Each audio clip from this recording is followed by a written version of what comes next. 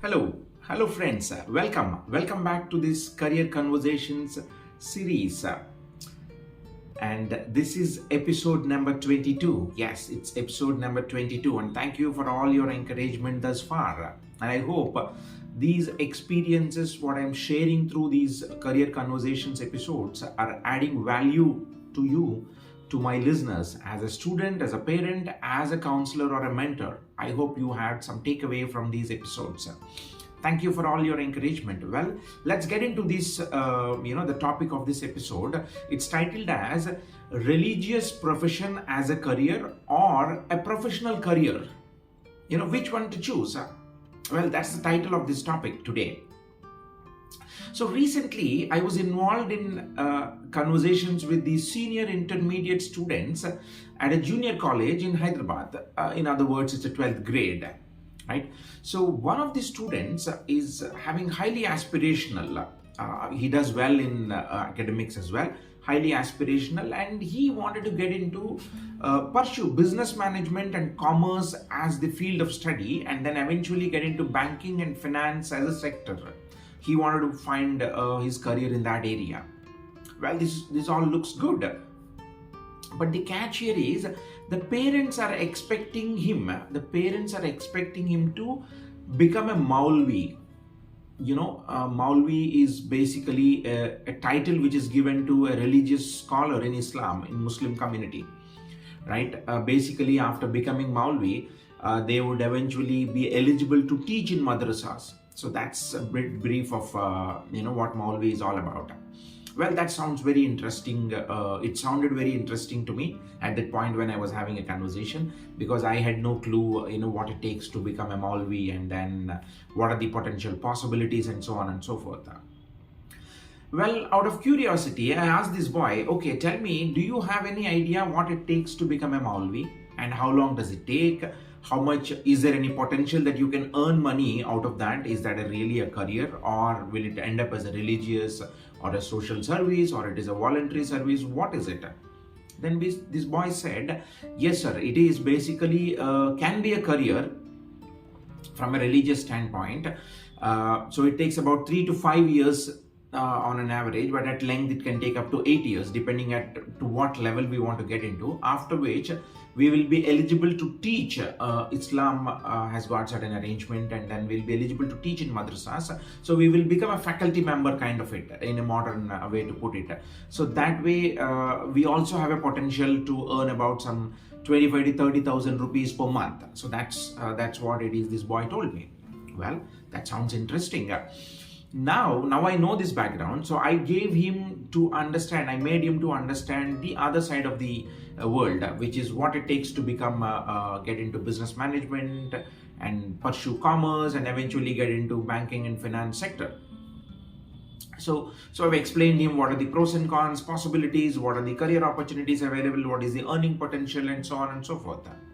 Now, this boy has a comparative chart on hand.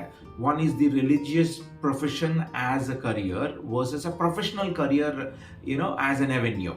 Though it's not an apple to apple comparison, but yet, based on this boy's situation, he got a comparative chart on hand.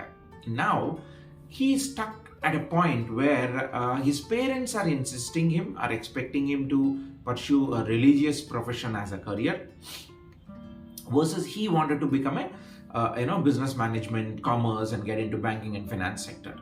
Now that he has a comparative chart, I advised him, you go and find a win-win opportunity with your parents. Explain to them that what is the career with banking and finance sector looks like, which seems he hasn't explained it thus far to them. Now, I also told him, don't push them back. At the same time, don't push your parents back out of their expectations. At the same time, you don't have to compromise completely on your aspirations. You need to find a middle path by explaining them the pros and cons of either options. And I also, in that conversation, I also asked this boy, what is the possibility of pursuing Maulvi, becoming Maulvi as a career after undergraduation. Is that a possibility? Or you have to do it right after your 12th grade or your intermediate? And this boy said, sir, it is possible anytime. I can do it after undergraduation also. There you go. Then this is a point that you're going to go let your parents know that first let me pursue undergraduation, whether it is a business management or commerce in undergraduation, after which you will consider becoming a Maulvi or whatever that is. Now my idea behind this suggestion is very simple. You're not completely disappointing your parents. At the same time, you're not compromising on your aspirations. You're finding a middle path. How? So first, let the child pursue undergraduation, and as the child pursues undergraduation, he will eventually be, finding an opportunity in banking and finance sector.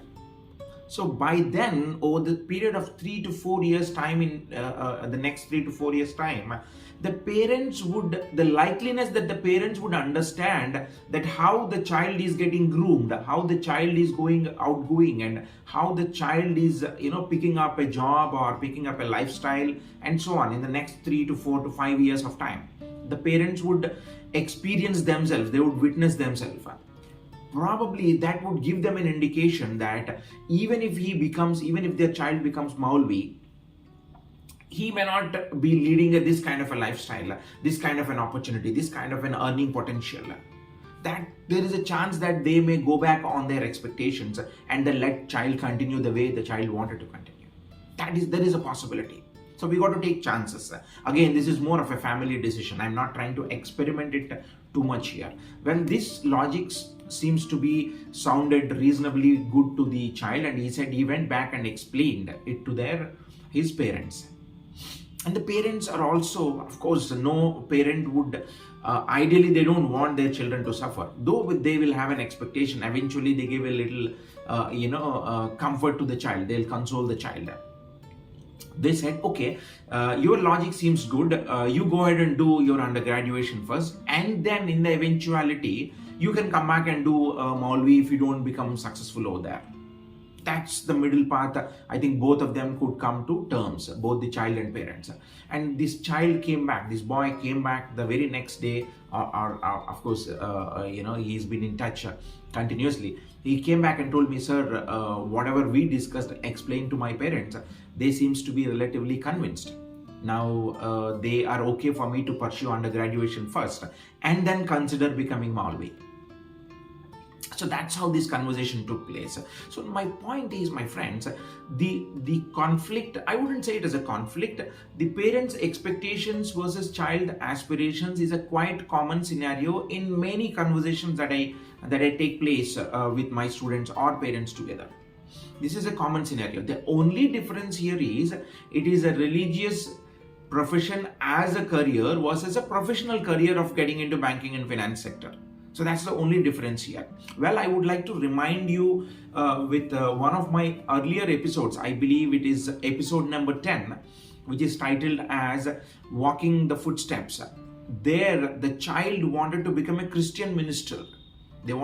She wanted to join a Christian ministry, since both parents are pastors already in Christianity. So there it was a different case, but similarity. But the child doesn't want here, parents are expecting here. In that case, the parents doesn't have any expectation, but the child wanted to walk the footprints of their parents. In either of these episodes, either of these scenarios, my friends, the point I wanted to drive home is, it is not to judge between the options. As I already mentioned earlier, it is not an apple-to-apple comparison. It is about the expectations versus aspirations. It is not to judge, not to undermine anything, not to show off about anything. It's all what we want. It's all what the family want. It's all what the child and parents together want to or had to make the decision so that they're all happy end of the day.